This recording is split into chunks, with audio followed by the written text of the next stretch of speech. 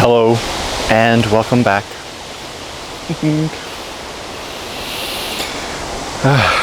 As you can see, I'm out here in the heart of nature once again.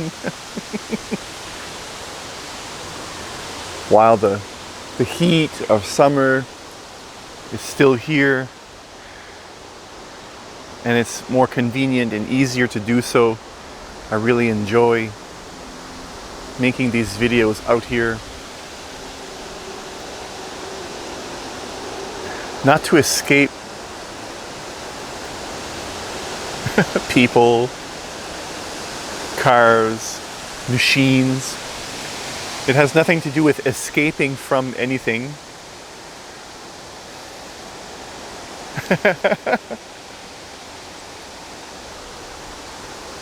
To be honest, I do it partially for you.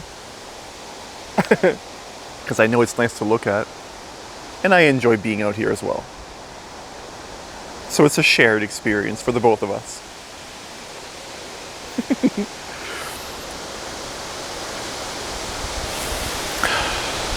Overthinking. Overthinking, overthinking, overthinking.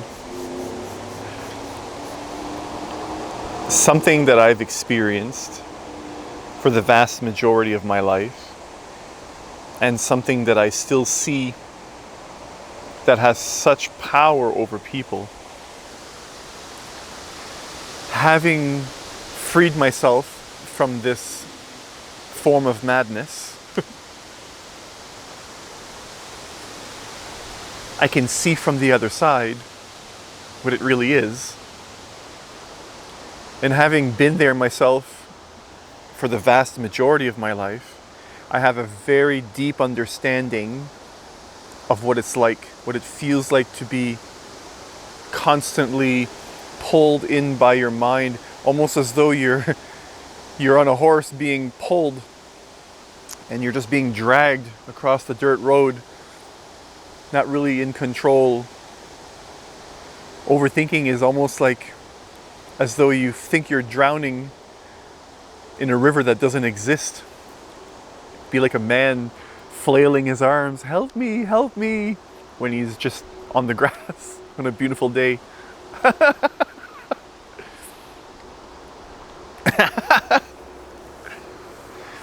Having come out of it myself, from the perspective that I'm at now, I can clearly see its madness.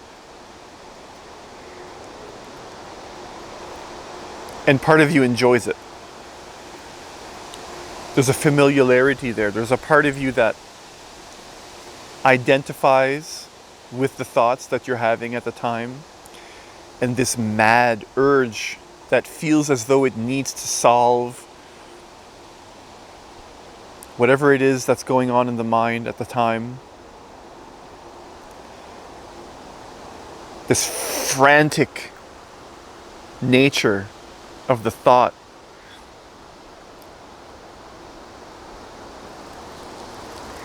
Feeling as though you can't put it down. A person becomes very defensive when they're overthinking. It's almost as though you don't want the overthinking to stop while you're overthinking.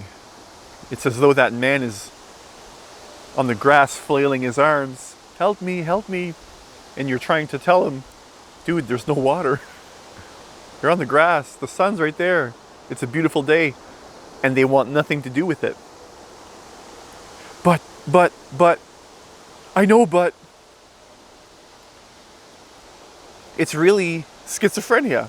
You're taken over by another aspect of yourself. This split from who you are when you're centered kind of grabs you. And all of a sudden, you just lose yourself. And in moments, when you talk to the person who's overthinking, they'll have these slight moments of clarity, almost as though they come up for breath. And you can see a glimpse of sanity where they'll say, well, I know what you're saying. I get it, but... And they fall right back in.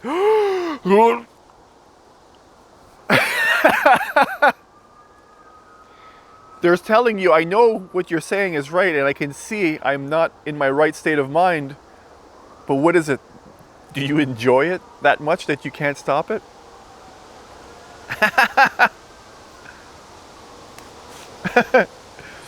And I really should come at this with a bit more compassion, being that I was there myself. It's very difficult when I can see how silly it is. And something like this does not need to be taken seriously. The best cure for overthinking is learning to laugh at yourself and not take yourself too seriously. You see, when you're lost in your thoughts and you're overthinking, you're taking yourself too seriously. You're taking the thoughts in your mind so serious that the sense of urgency, it's almost as though your clothes are on fire. You cannot stop. You refuse to take off your burning clothes.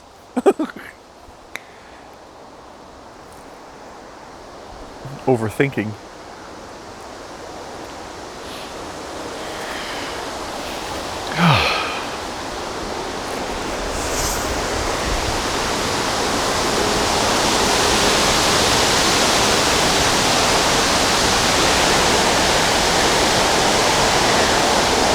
The mind has an incredible pull.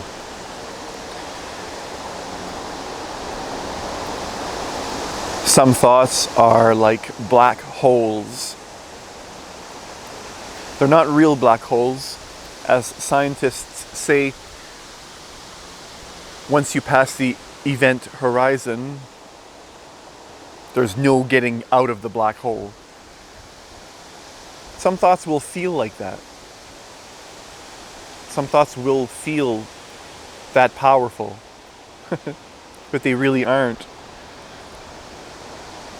To recognize that in the moment you're mad,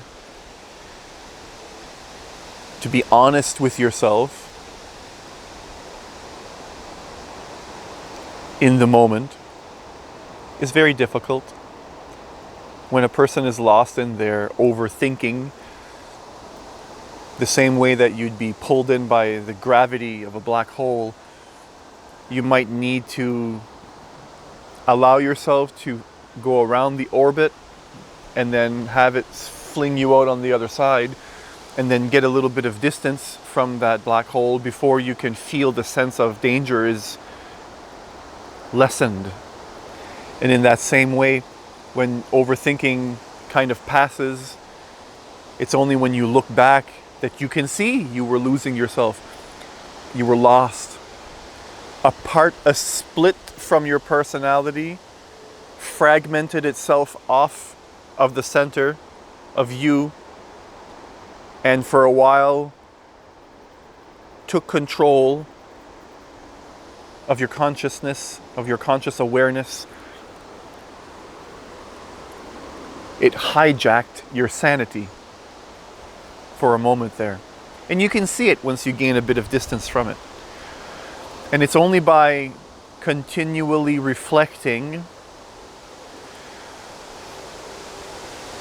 and having you recognize that overthinking doesn't actually do any damage to you. You don't drown from overthinking. You're just on the grass flailing your arms in the sunshine.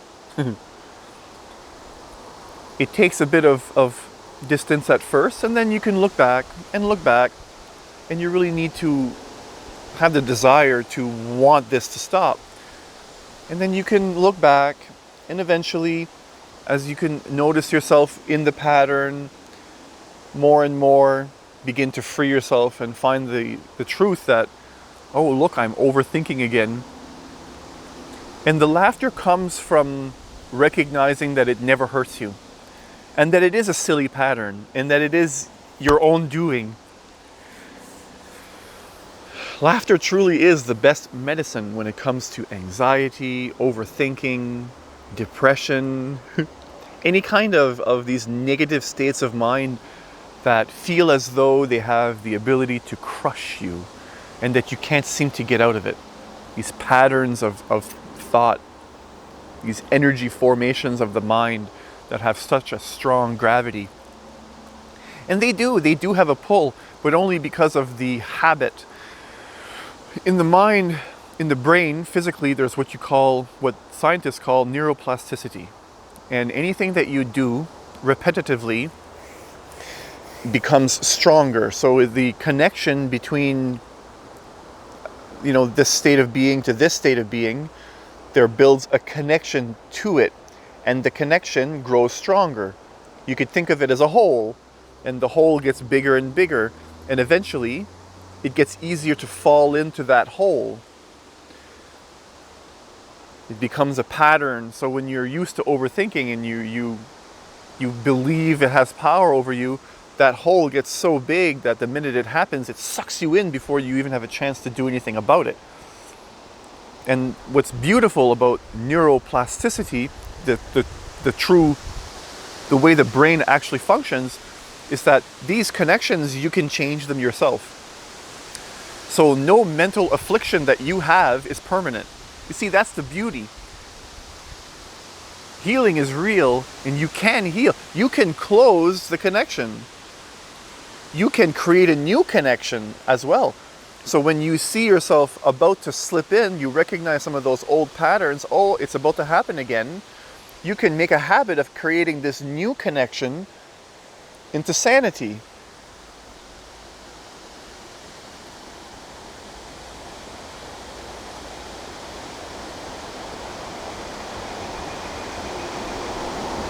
Having pulled myself out of depression, 6 years.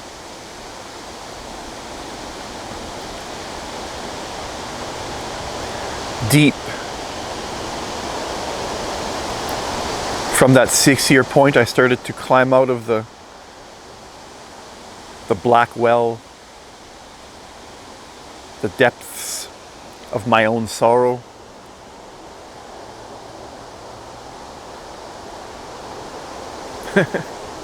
There's a way out. And it's realizing that you were never in the first place. It just feels like you're in. And it's not to deny the reality of what you feel. It's to have you recognize the reality that you allow yourself to feel it. And that you do have a choice.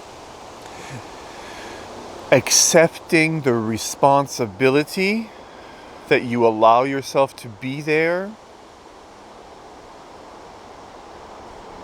Accepting the responsibility that it is you that enforced certain mind patterns. You got yourself there, and accepting the responsibility as well that you can pull yourself out of it. You brought yourself in, you can bring yourself out. The door does not shut behind you when it comes to these types of things, overthinking. A lot of people, and here's my major issue with a lot of Western psychology, if you want to call it. They'll add labels to a certain state of mind, certain habit of thought. And once a person attaches a specific label to themselves, that itself makes the process of getting out of a pattern of thought much more difficult. Because once you identify, and here's the key, once you identify as anything. Once you identify as a specific something, that's what makes it real. Once you identify as a sufferer of depression, as a sufferer of this, once you identify and that becomes part of who you believe yourself to be, you just shut the door. You might even have locked it and threw away the key. But what you don't realize is that you can learn to pick the lock. And with enough fire in your heart, you could even kick the door open. If the door disappears, you can dig with your claws to the surface and see the light once again. There's never a hole too deep you can dig yourself into that you can't pull yourself out of.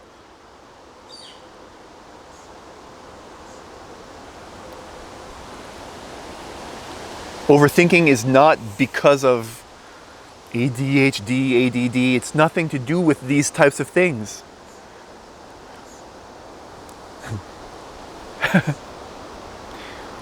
These are permissions you give yourself to stay the way you are and to seek help externally instead of turning inward and taking the responsibility for yourself.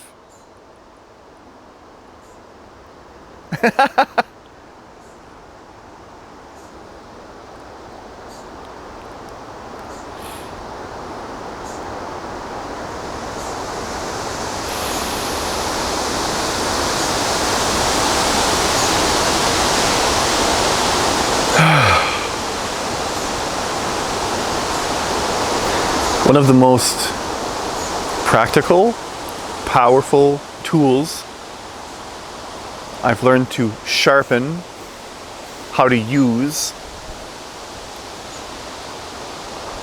is the art of liberating thoughts.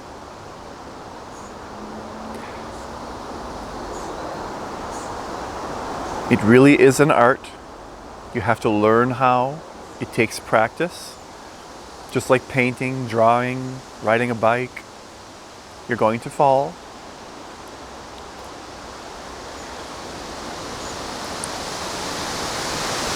Once you develop the habit of recognizing when a thought is about to gain control over you, you're about to lose yourself in an overreaction. Once you begin to learn to recognize, develop the practice, the habit of recognizing, now I'm lost, you can then practice letting it go. Once you learn to recognize the truth that it is an overreaction, it starts to diffuse itself, and in that moment of recognition, you can make a choice.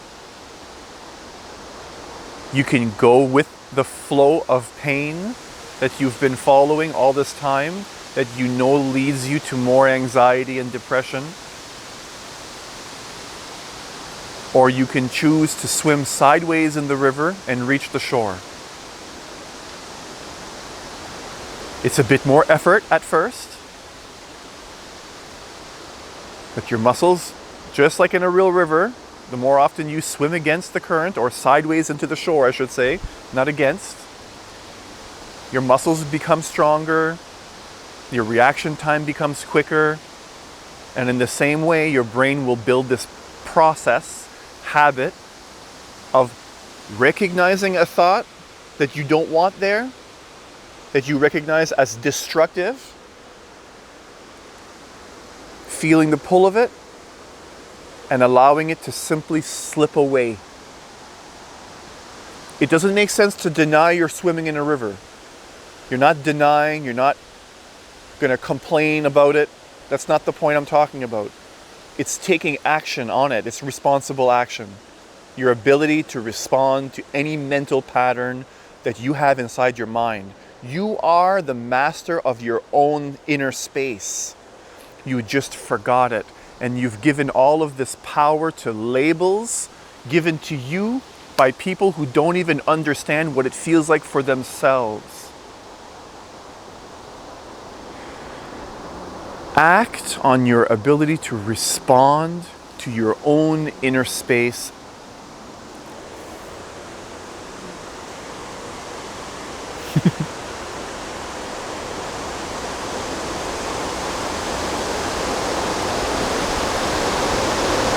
All thoughts come and go. And that's the reality of the mind. No matter how sticky, no matter how negative, positive, all states of mind are temporary phenomenons, temporary energy formations. And you don't resist them. That's the magic. That's how you cast the magic spell. You don't resist it. You just recognize it. You build a certain tolerance to it. You learn to laugh at yourself for taking it too seriously. And then you just rest back into your simplicity. Let go of the story. The practice is letting it go. And with the moment you hear a but, that's the actual voice of the ego. That's the voice you let go. You recognize it's not you, but an old brain pattern. And that's where the magic lies, is in your identification of certain thoughts. The voice that says, but, is not you. The essence of inside of you, the essence in you that can watch a voice say but, is you. You are the witness inside, deeper inside, that can see everything happening. And you need to learn to re-identify who you are with that essence inside of you, the deeper being that can watch a positive thought come and a positive thought go. The art of learning to recognize who you are. Who am I? They say in mystical teachings. One of the masters of old said that only one teaching, that was his only one teaching to all of his students. He told his students to go in with the question of who am I? And that's it. Left them to their own devices. And some of them found the deeper essence. Not all of them, because it's a very difficult thing to do if you're not ready to let it go. You see, in spirituality, in true spirituality, you get to a point where you have two choices: suicide or God. And I'm not talking about the Christian version of God. I mean, you have a choice to kill yourself or to live your best life, is what I'm saying. And until you're faced with those two options, that you don't see a way out, it's either this or to live.